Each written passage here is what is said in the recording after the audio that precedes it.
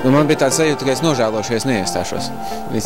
Jo es pabeidzu Mākslas akadēmijā scenogrāfus un pēc tam tā likās, ka enerģija vēl iekšā ir un kaut kur jāmācās, jāpadziļina zināšanas profesijā.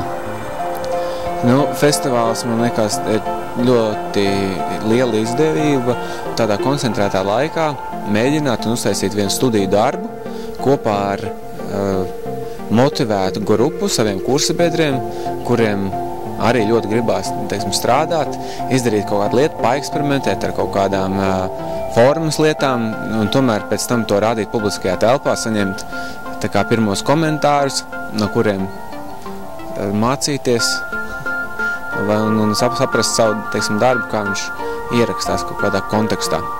Es nezinu, man sevišķi nav daudz ko komentēt.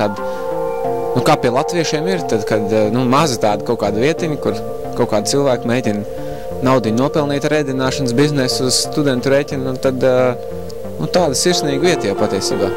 Nosaukums bija jauks, kafejnīca Nice tomēr.